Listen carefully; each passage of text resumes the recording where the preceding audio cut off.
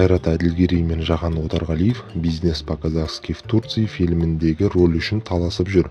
Нұрлан Қоянбаев жаңа киносына екі актердің тек біреуі ғана түсетінін хабарлап, желі қолданушыларына таңдау жасауға көмектесуін сұраған. Бастапқыда ағалы бауыр болып сыйласатындарын айтқан өнер иелері бәсекелестік жолында бір-біріне қас болып кеткен көрінеді.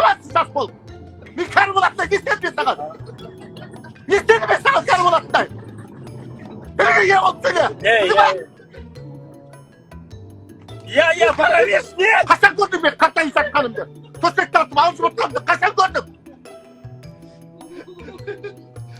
Мен түрікше білем, мен 15 жыл жасаған адаммын дубляжда.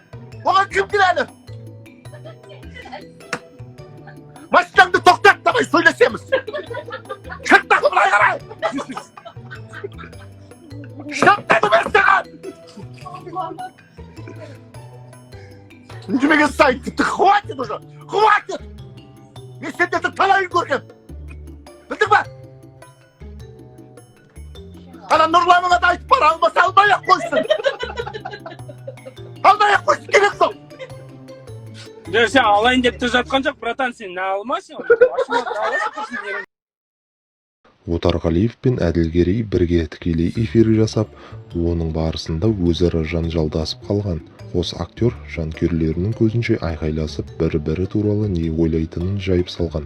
Рөл үшін таласып, әлеуметтік желіде қырылып қалған өнер иелерінің видеосымен Нұрлан Қоянбаев Instagram парақшасында бөліскен. Белгілі кинопродюсер алдағы уақытта Түркияда «Бизнес по-казахски» фильмінің жалғасын түсірмек ниетте. Сол себепті ол қос актердің біреусін таңдай алмай қиналып, таңдауды желі оқырмандарына сеніп тапсырған.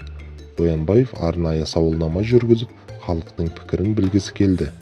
Алайда КВН жұлдызы бұл бәсекелестік осылай ушығып кететінін күтпесе керек. Желідегілердің бір бөлігі Жахан Отарғалиев үшін дауыс берсе, қалғаны Қайрат Әділгерей рөлге лайықтырақ деп есептейді. Бұл бәсекелестіктің соңы немен аяқталатыны әзірге белгісіз.